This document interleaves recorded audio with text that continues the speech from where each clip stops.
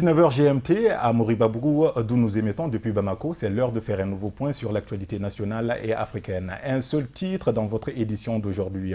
Démarré le jeudi dernier, les travaux de la session plénière se sont poursuivis hier à l'Assemblée nationale. Toutes les attentions étaient retenues sur l'examen du projet de loi électorale. Des échanges très tendus entre les députés de la majorité présidentielle et ceux de l'opposition. Au finish, la nouvelle loi électorale a été adoptée.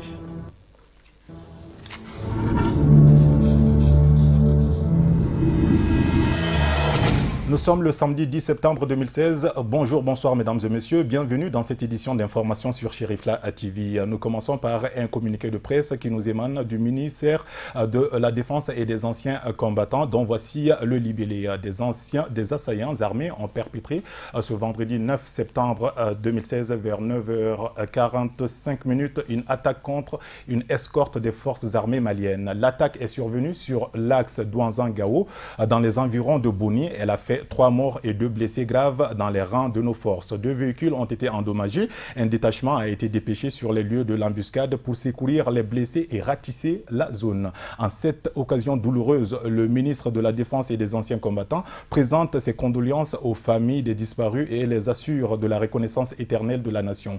Il souhaite prompt rétablissement aux blessés qui bénéficieront d'une prise en charge intégrale par l'armée. Le ministre condamne avec énergie ces attaques lâches et barbares et réaffirme la détermination des FAMA à poursuivre leur mission de sécurisation des populations et de leurs biens. Voilà un communiqué de presse signé par le porte-parole du ministère de la Défense et des anciens combattants, le colonel Abdoulaye Sidibé.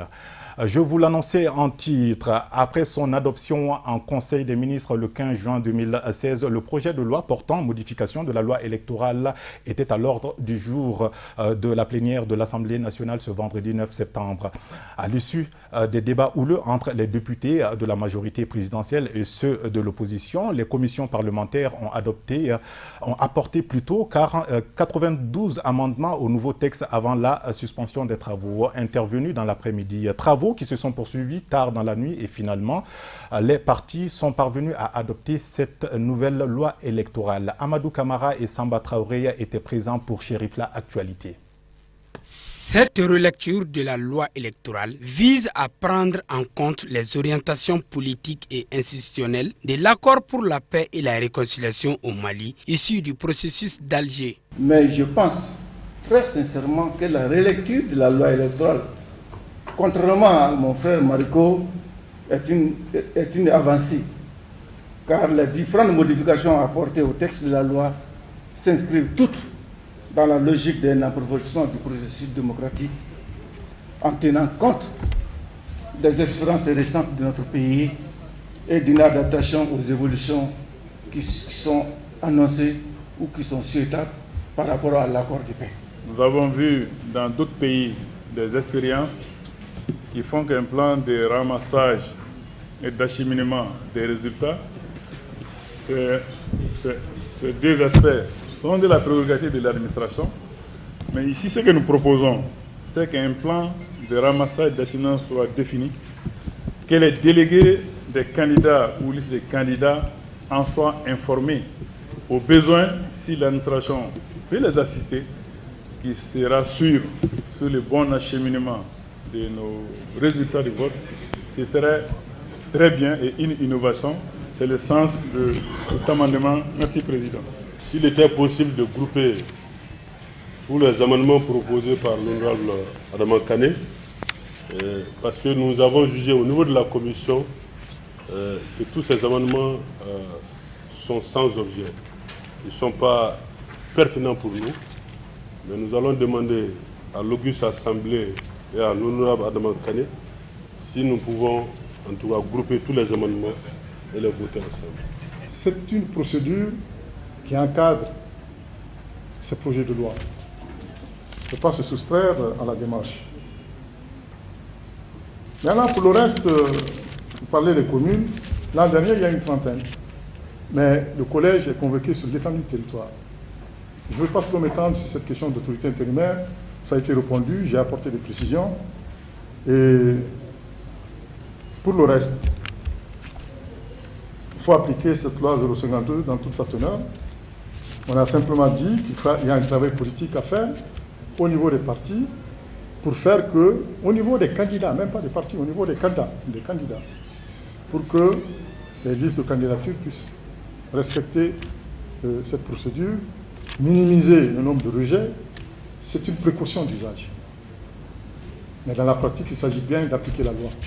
À noter que 92 amendements ont été formulés par la commission des lois sur plusieurs points, dont le parrainage et la caution de la candidature à l'élection présidentielle. Le présent projet prévoit désormais que chaque déclaration de candidature soit accompagnée d'une signature légalisée d'au moins 10 députés et 5 conseillers communaux dans chacune des régions et du district de Bamako, au lieu de 15 députés et 5 conseillers nationaux. Pour la caution, elle a été revue à la baisse de 35 millions de francs CFA. Elle est ramenée à 25 millions de francs CFA.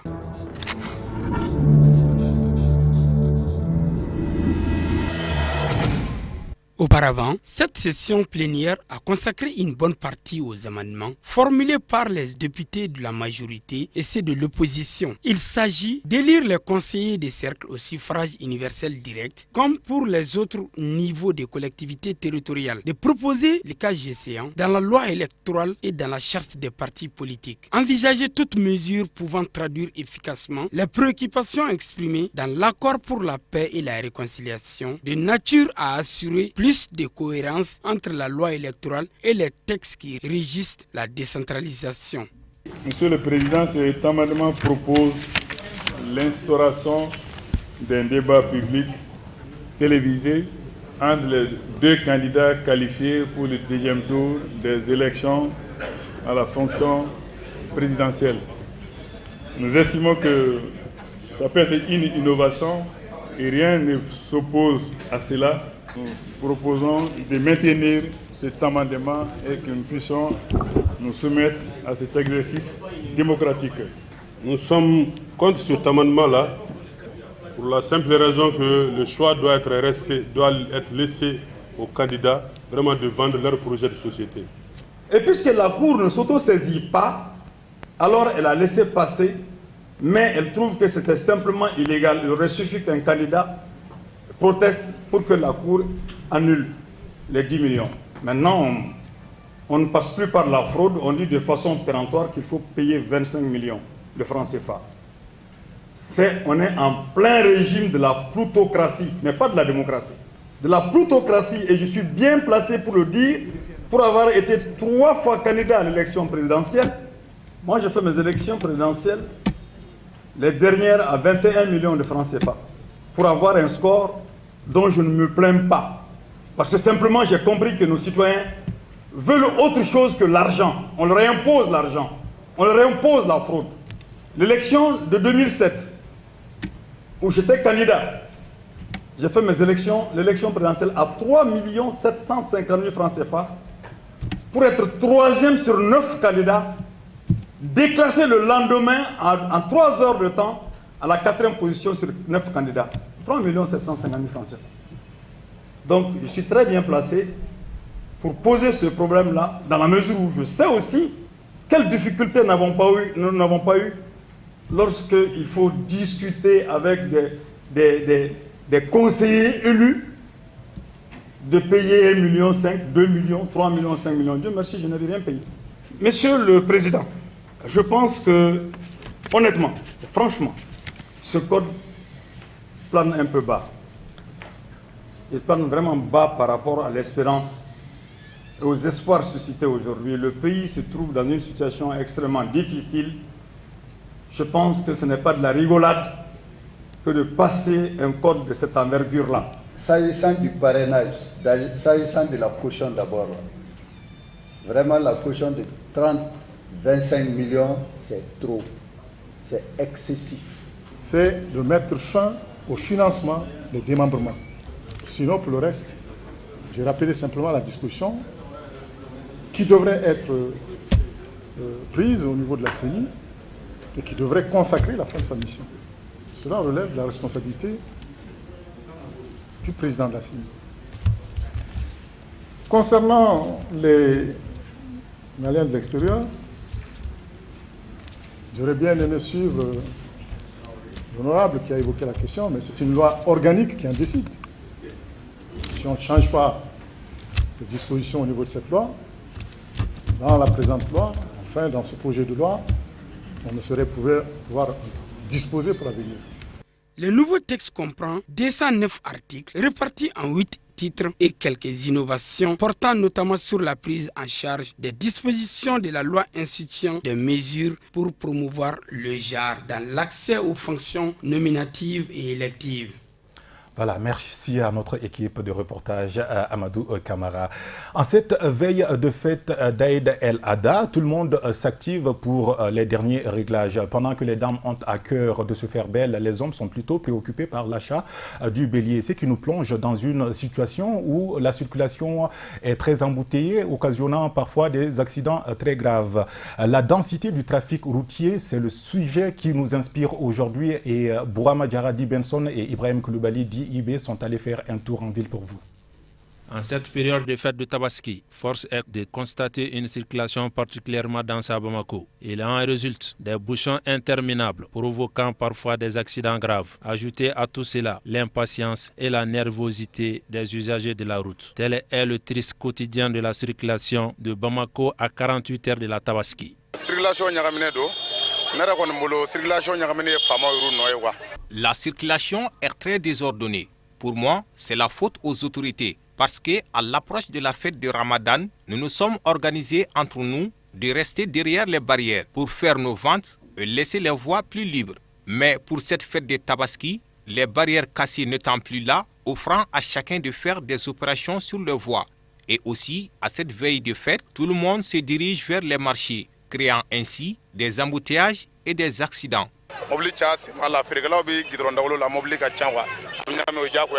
Les petits vendeurs à la sauvette qui occupent anarchiquement les trottoirs afin d'aborder les usagers au passage constituent aussi un véritable facteur d'engorgement de la circulation. C'est le scénario auquel on assiste pratiquement à chaque veille de fête. Actuellement, la circulation est un peu débordante là. Il faut qu'on coupe la route, la voie qui a quitté le pont de Martine jusqu'au Waraïda là. Si on coupe là, les gens peuvent faire les mouvements vers la fête. Après la fête, on peut laisser la route là. C'est ça mon opinion quoi, par rapport à ça. Non, c'est dû à la fête là. C'est momentanément seulement. Après la fête là, la circulation là, c'est bon quoi. Bon, actuellement là, c'est un peu gênant. C'est pour cela que je vous ai dit que les autorités, s'ils ont pris des décisions de couper la route, à la rentrée, à la descente de la pont de Martine jusqu'à au Waraïla, je pense que la circulation, pour que le véhicule puisse dévier cette voie-là. Pour éviter ce genre de situation, beaucoup préfèrent se lever tôt le matin pour rallier leur service ou simplement vaquer à leurs occupations. De toute évidence, c'est la prudence qui est conseillée à tout le monde. Bonne fête à tous. Voilà, la prudence est mère de sûreté, a-t-on coutume de dire. Voyons à présent ce qui fait l'essentiel de l'actualité africaine et internationale. En bref et en images, commenté par Ousmane Sogouré.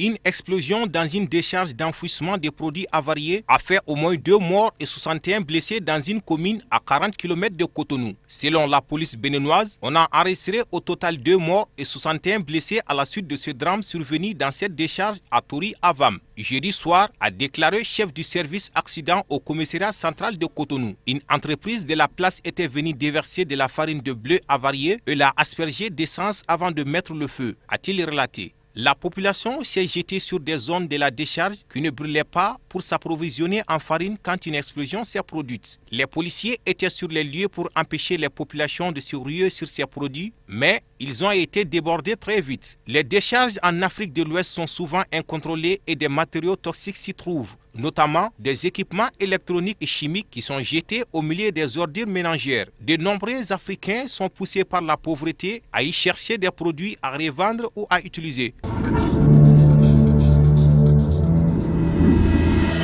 À l'approche des élections législatives du 7 octobre, le ministre de l'Intérieur marocain, Mohamed Assad, multiplie les sorties pour rappeler aux partis que ce scrutin doit être intègre et transparent, comme l'a voulu le roi Mohamed VI dans son dernier discours du trône. En juin dernier, une semaine avant le mois de Ramadan, il interdit les actions caritatives organisées par les communes, précisément celles gérées par un parti politique appelé PJ2, au risque qu'elles ne se transforment en campagne électorale avant l'heure. En outre, voyant fleurir des sondages privilégiant tel ou tel parti sur le web, il décrète leurs interdictions, arguant qu'il n'existe aucune loi les réglementant.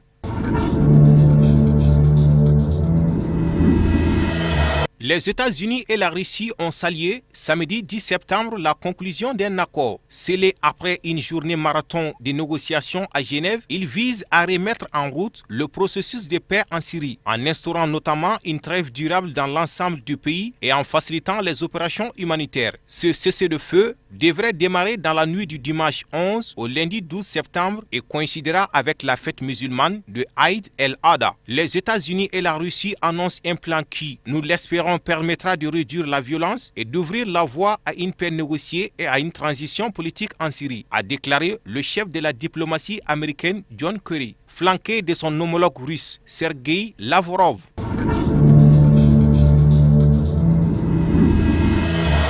À présent, sport handball pour vous parler de la finale explosive de la CAN Bamako 2016. La Tunisie est depuis ce vendredi 9 septembre la championne d'Afrique dans la catégorie des cadets masculins. Les Aigles du Carthage ont effectivement battu les Pharaons d'Égypte sur le score de 26-25 au Palais des Sports lors de la finale de la 12e édition du championnat d'Afrique des Nations. Un événement sportif rehaussé par la présence du ministre des Sports malien, du président du comité olympique et sportif du Mali, du président de la zone 2, du président de la Fédération malienne de handball et de plusieurs autres personnalités maliennes et étrangères. À l'issue de cette compétition, la Tunisie, l'Égypte et l'Algérie sont qualifiés pour représenter le continent africain au prochain championnat du monde de la jeunesse masculine en 2017 en Géorgie. À la fin de la rencontre, notre reporter Youssouf Koulibaly a recueilli les impressions du président de la zone 2 de la Confédération africaine de handball et celles du ministre des Sports maliens. Écoutons-les. D'abord, ça a été une très belle compétition. Pour avoir une belle compétition, il faut avoir une belle organisation et un très beau jeu.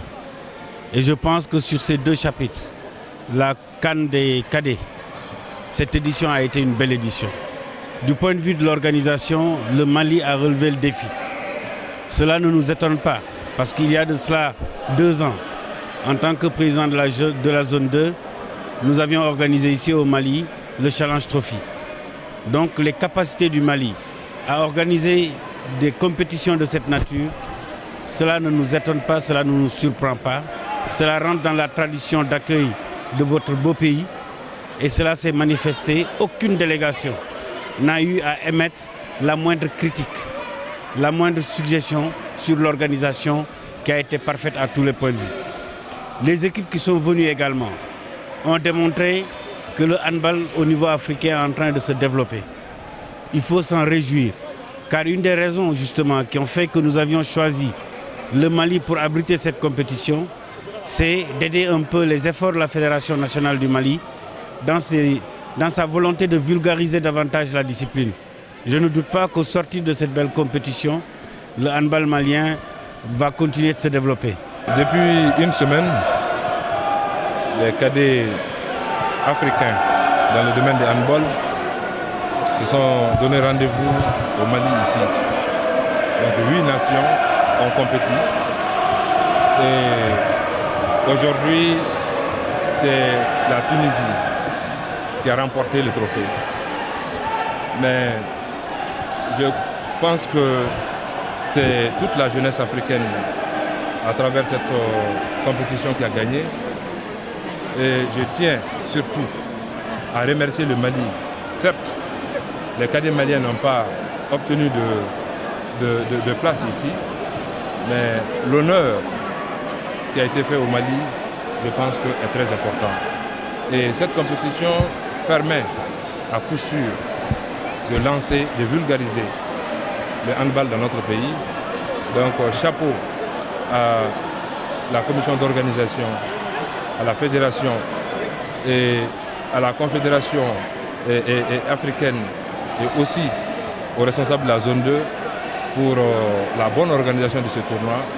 Et vraiment nous sommes très heureux parce que tout simplement les choses se sont très bien passées et nous en sommes fiers. Merci beaucoup. Le Mali a remporté quand même le prix de la bonne organisation. Donc bravo, bravo à l'équipe du Mali, bravo à la Fédération du Mali. Le message pour la jeunesse malienne, c'est de leur dire que le handball aujourd'hui en Afrique est une discipline qui compte. Et c'est vrai que c'est une discipline qui n'est pas très connue au Mali, mais de plus en plus, avec tous les efforts déployés par la Fédération, et nous demandons aux jeunes Maliens aussi de s'intéresser à cette discipline. Parce que tout simplement, c'est une discipline comme les autres, mais c'est aussi une discipline complète. Et inviter les jeunes Maliens vraiment à rejoindre cette discipline-là. Cette édition d'information touche quasiment à sa fin. Juste le temps pour moi de vous inviter à suivre à 21h le bulletin d'information en langue nationale Bamanakan, une présentation signée Kafouné Batili. Je vous souhaite de passer un excellent week-end tout en vous invitant également à la prudence en cette veille de fête de Tabaski. Bonne suite de programme et à très vite sur Chérifla TV.